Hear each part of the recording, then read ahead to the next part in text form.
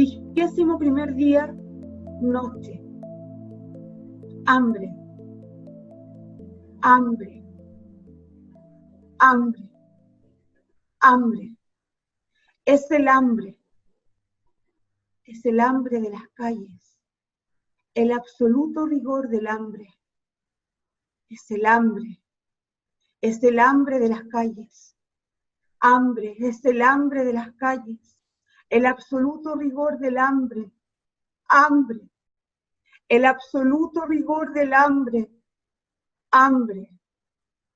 Este poema es parte del poemario Bobby Sands de Fallece en el Muro de 1983 de Carmen Berenguer.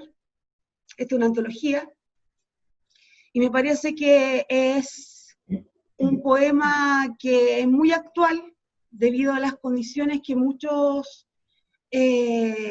ciudadanos y ciudadanas están viviendo en el país a propósito de la escasez, a propósito de un escenario incierto que estamos viviendo como país y en el mundo entero. Exacto. ¿Cómo estás, Jo? Bien, ¿y tú, Sara? Oye, trajiste a colación a la Carmen Berenguer, que está también nominada a Premio Nacional de Literatura, junto a la Elvira Hernández y la Rosabeth Muñoz. Así que exactamente, también... sí, hay que valorar toda la poesía y las grandes poetas que tenemos. ¿Sabías tú, Jo, que Gabriela Mistral es la única poeta, mujer, que ha obtenido el Premio Nacional de Literatura? Es la única, y se le dio primero el Nobel, el 45. Entonces creo yo que hay que relevar estas grandes figuras, estas grandes mujeres que tenemos como país.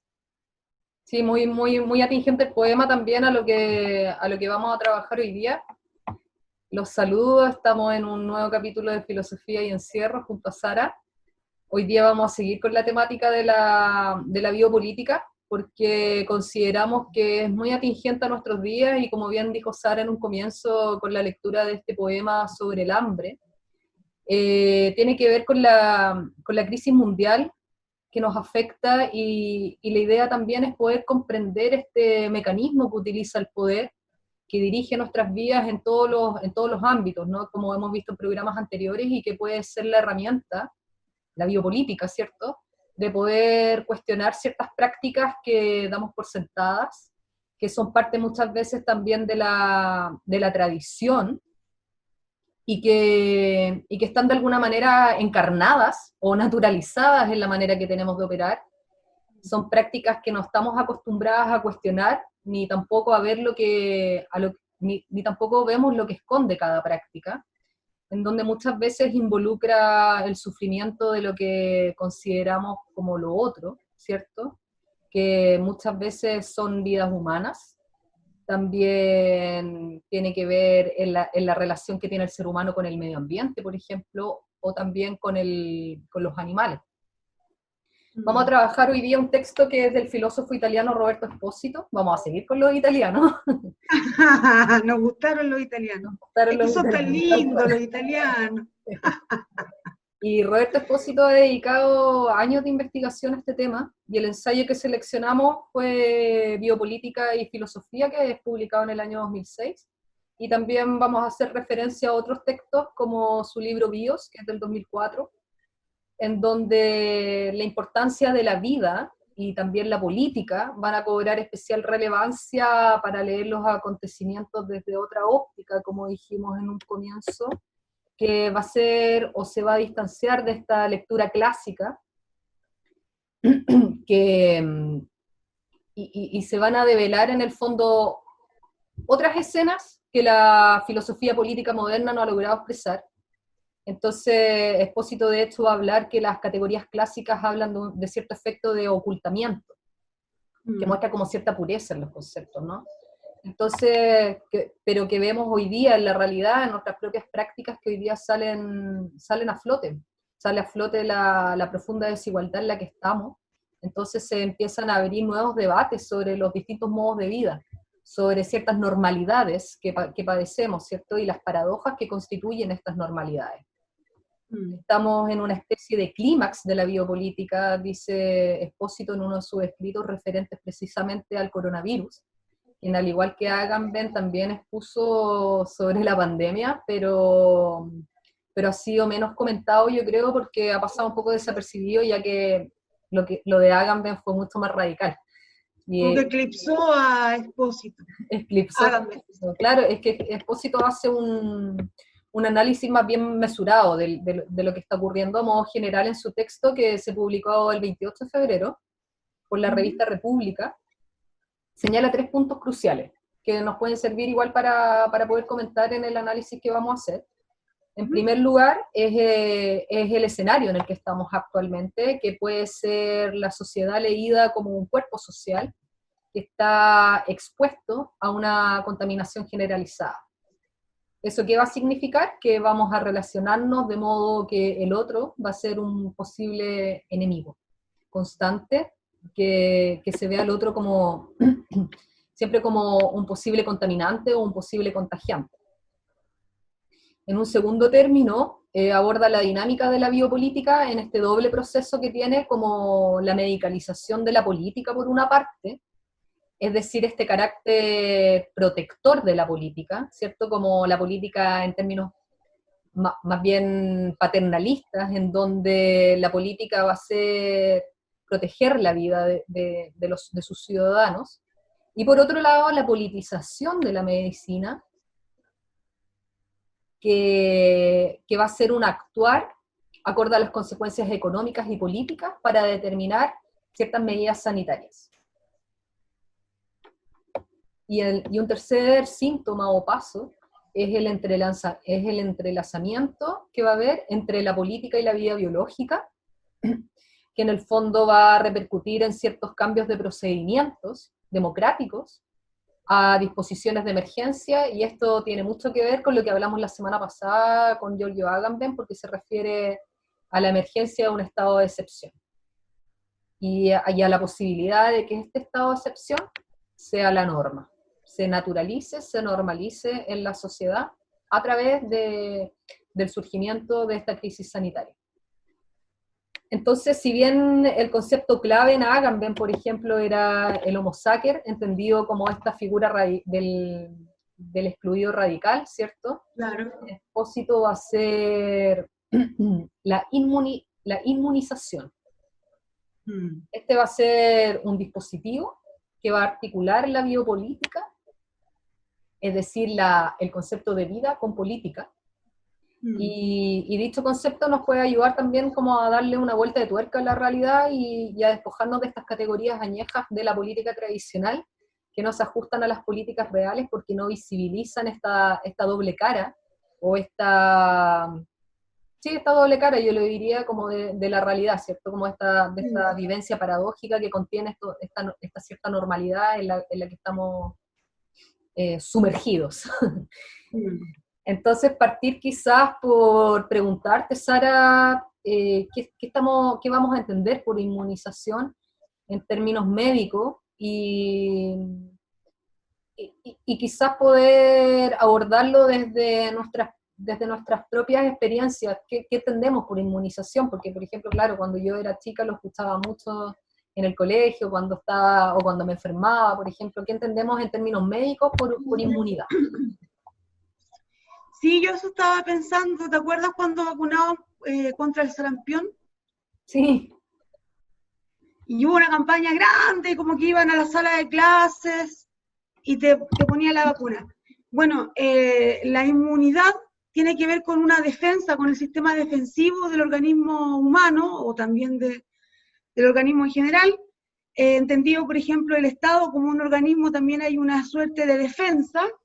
Pero en términos eminentemente médicos, tiene que ver con el hecho de que te inoculan o te introyectan una sustancia ajena a tu cuerpo, por ejemplo, como se llama clínicamente un antígeno, que puede ser una bacteria, ¿cierto? Un virus, y tu cuerpo reacciona ante eso mediante el anticuerpo. El anticuerpo es como una medicina que tiene el cuerpo entonces en contra de este agente patógeno que es externo a mí. Entonces, Espósito lo que hace es justamente relevar históricamente, porque él se da cuenta que no es tampoco él el creador de todo esto, sino que hay una serie de autores que trabajan en torno a hacer una lectura clínica o una lectura médica en torno a la sociedad.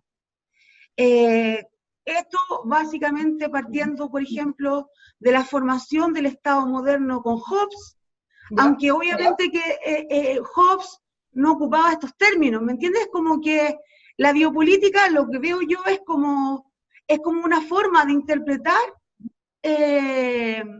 la historia política de la filosofía occidental.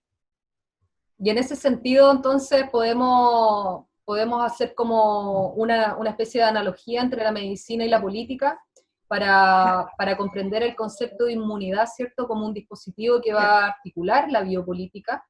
Y este dispositivo, ¿cómo va a operar? ¿Cuál es el mecanismo que tiene la inmunización en términos políticos ahora? Porque si bien en términos médicos ya como que diste una explicación que en el fondo es como nos inyectamos el propio veneno, claro, y ahí eso te hace defender. Claro. Y eso es como súper paradójico también, porque en el fondo nos inyectamos un mal para poder defendernos de él. Exactamente. Yo creo que eso tiene que ver con, volviendo a Hobbes, este poder absoluto, soberano, se funda justamente en esto que estamos diciendo nosotros médicos. Porque tú, para poder salvar tu vida, accedes al contrato social. Tú dices, yo doy mi poder para poder preservar mi paz, mi seguridad, en pos de poder estar bien. Entonces yo entrego mi libertad al soberano. Y el soberano me somete y yo no tengo alternativa luego después de romper eso. Yo estoy sometida de por vida, por decirlo así, para la convivencia en común. Y ahí hay una relación muy hermosa, etimológica, entre las palabras inmunidad y comunidad. Comunidad proviene de, tiene la munos, claro, que es obligación o deber, ¿cierto? Sí, lo que pasa es que ahí, o sea, en relación a la comunidad, como que puede entenderse desde etimológicamente desde distintas raíces, pero Espósito trata de hacer como una lectura diferente y ya no verlo como lo común, sino que desde el munos, que significaría una especie como de deber ser o un deber de dar al otro. Entonces, claro, y ahí está la comunidad. Claro, es súper bonito porque la comunidad se forjaría dándose al otro, ¿cierto? Pero no con una retribución para uno, sino para el otro. Es como vertirse en otro. Y lo paradójico, que en el fondo la comunidad se surgiría ya no a partir del munos, sino como de lo inmune, ¿cierto? O sea, de ambas, pero el inmune significaría en el fondo tiene un concepto, pero es como yo al ser inmune tengo la excepción de no darme al otro. Claro. ¿Cierto? Porque claro, como que yo me puedo abstener de dar. Claro, como la significancia etimológica que tendría, y la inmunidad tendría esta cuestión paradójica en el fondo, que es un tanto, tiene una lectura también un tanto egoísta. Claro. Porque en el fondo es como preocuparme individualista de mi propia vida, y ahí viene también lo que tú decías en relación a Hobbes, porque cuando se instaura el Estado moderno también tiene que ver con la seguridad de uno, como con una visión del otro como una amenaza, como un atacante. Y ahí viene también la lógica y el lenguaje bélico que tantas veces se utiliza en la medicina. O sea, si tú te fijas, el término inmunidad siempre habla con una lógica que está bastante militarizada, que tiene que ver con conceptos como el enemigo invisible, los agentes patógenos, los atacantes. O sea, acá hay una contradicción en términos de que para proteger la vida, yo niego la vida. Exacto. ¿Cierto? Sí, y que tiene que ver también, que tiene que ver también como para entender la diferencia con el poder soberano, porque en el poder soberano, cuando se ejercía, por ejemplo, tenía que ver con este hacer morir, dejar vivir, ¿cierto? Claro.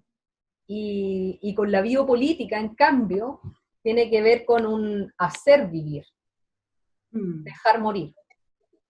Sí, como que la acentuación es distinta, la fuerza de cada frase es distinta. Sí, la fuerza de cada frase es distinta, pero también hoy día, por ejemplo, con la pandemia vemos que hay como que podríamos decir que estamos volviendo de cierto modo más a una especie de poder soberano, porque es más del hacer morir. Exactamente. Bueno, y siguiendo con la lectura de Expósito, ¿no? Aparte del poder soberano, de la soberanía como dispositivo inmunitario, está también la propiedad, que es más importante que el poder soberano, porque en el fondo yo participo de este contrato social ficticio para proteger también, ¿qué? Mi vida, ¿cierto? Claro. Mi vida en tanto propiedad, pero también mis bienes. La vida y el dominio de esta se alcanza mediante la adquisición de bienes.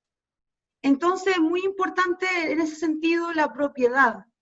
Y la propiedad entendida entonces como un dispositivo inmunitario también. Sí, y ¿sabes qué? O sea, yo me agarro de este hueso y no lo suelto, por decirlo así en términos más coloquiales. Me estaba acordando como para ejemplificar cómo estamos viviendo en la biopolítica, lo que pasó con el fenómeno, por ejemplo, de los médicos que iban a trabajar, ¿cierto?, a los hospitales y después volvían a sus casas y la gente los rechazaba y los echaba. Exacto, lo mismo pasa, claro. Claro, pues tiene que ver también con la propiedad, pero tiene que ver con esta lógica de inmunización también, que es cuidarme del contagio del otro. Entonces, eso también esconde una violencia hacia lo extraño o hacia lo amenazante. Entonces, si bien el médico está haciendo un bien por la sociedad, cuidando a los otros, cuando llega a su casa es rechazado. Exactamente.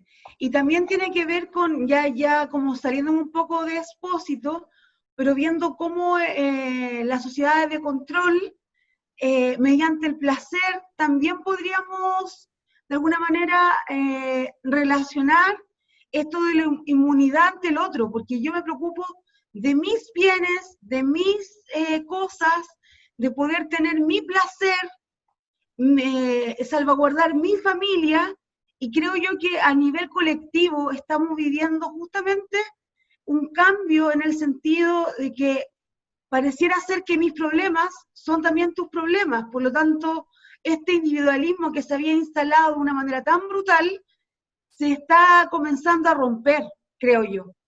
Es que hay una especie como de un punto de inflexión ahí, porque en el fondo hoy día vemos que esta lógica de la inmunidad opera invisibilizando la carencia del otro. Es decir, por ejemplo, yo tengo mi familia, tengo mis niños, tengo que cuidarlos, tengo que protegerme del virus, ¿cachai? Tengo que seguir trabajando de todos modos. Entonces, para poder seguir trabajando yo necesito del otro, pero del otro que considero otro, y del otro que lo considero como alguien carente, que en el fondo él se tiene que sacrificar, hay un sacrificio de por medio para que yo pueda vivir de buena manera. Entonces lo que visibiliza la política es esa como injusticia fundante, en donde siempre va a haber un sometido que tiene que hacer en el fondo la pega que nadie quiere hacer, el trabajo oculto ahí. Y eso también, no sé, pues nos podemos preguntar por un ejemplo que es muy patente también de esta lógica inmunitaria, tiene que ver con la relación que tenemos con los animales, por ejemplo. O sea, hoy día, ¿quién se cuestiona por la matanza animal? Cuando es algo que vivimos, que padecemos en nuestros propios cotidianos. Entonces la biopolítica lo que hace también es normalizar esas prácticas. Claro que sí.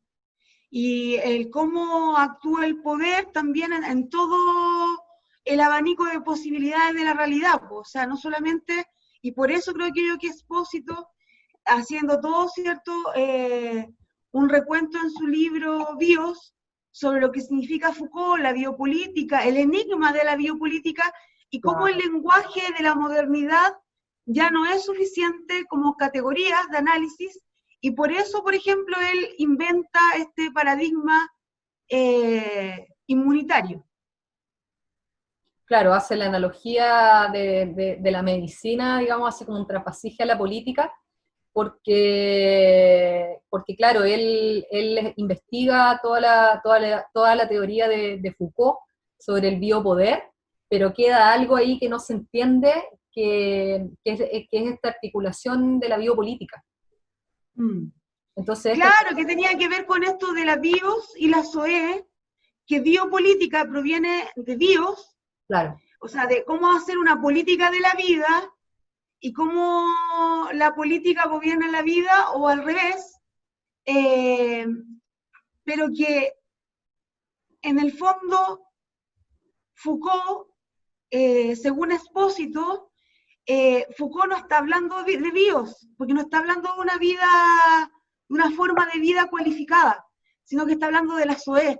Entonces, ¿te acuerdas tú de esa distinción? Que la SOE era solamente el mero hecho de vivir, como sobrevivir, en cambio BIOS es una vida política, ya cuando tú estás en una comunidad y adoptas una forma, un modo de vivir.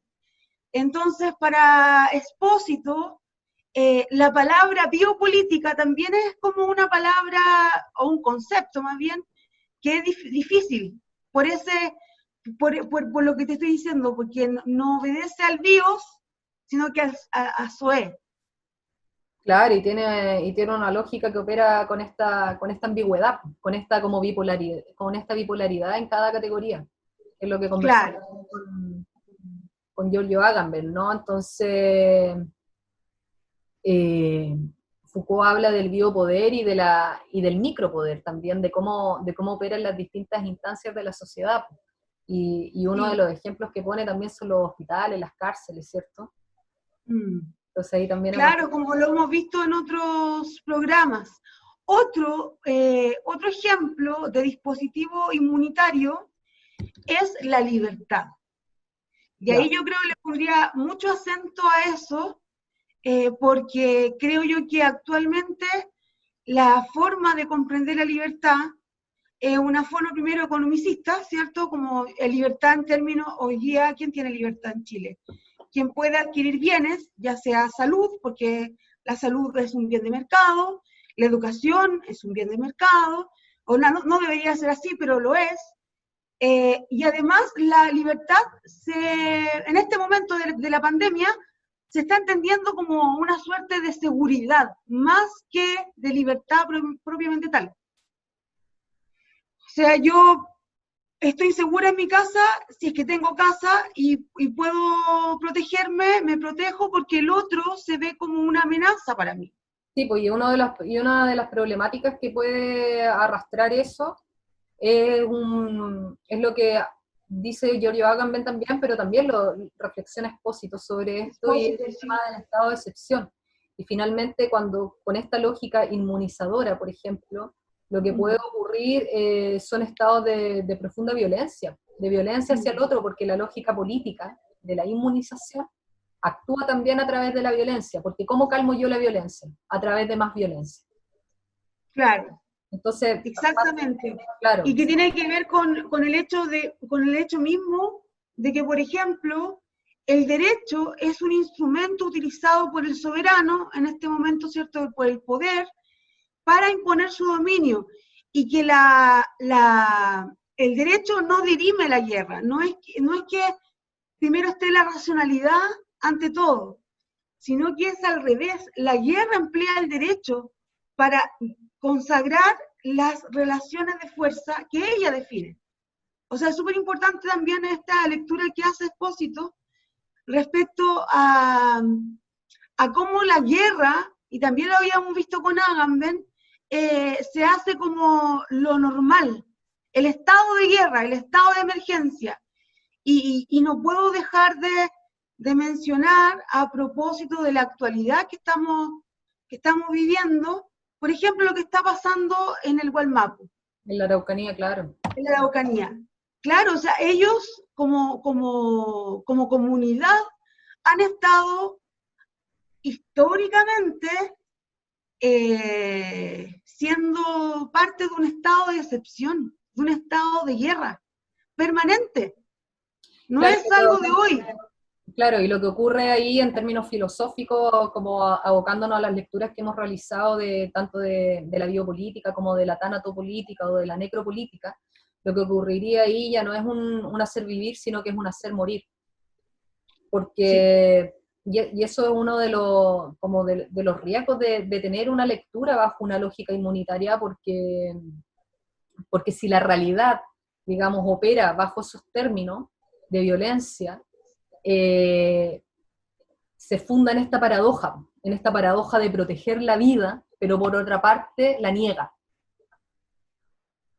Entonces lo que está pasando actualmente en la Araucanía es solo un ejemplo terrible de lo que es manifiesto, digamos, del estado de excepción permanente que es posible, digamos, padecer, ¿no?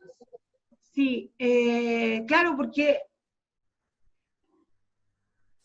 una protección es una protección negativa de la vida. O sea, yo protejo algo y al protegerlo lo estoy negando.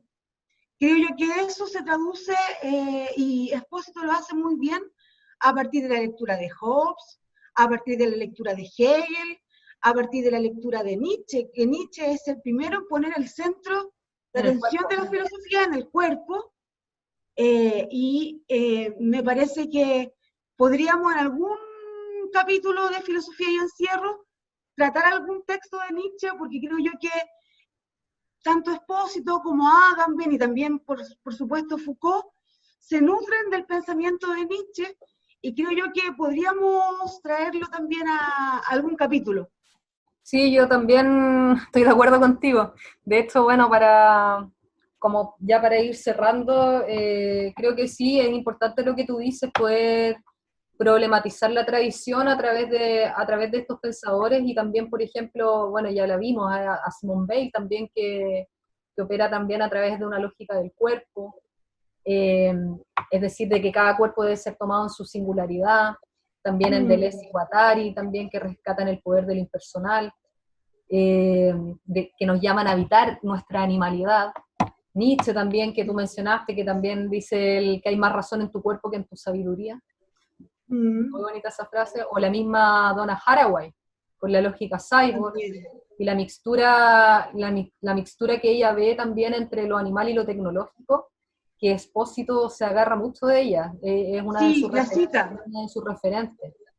Y son, claro, y estos pensadores podríamos decir que son parte como de una tradición de lo que Espósito hoy día muestra y toma como referente, y para visibilizar estas paradojas que hoy día estuvimos conversando de manera como que solamente pudimos esbozar, pero que tiene que ver con una posibilidad de pensar la biopolítica también en términos afirmativos, él dice.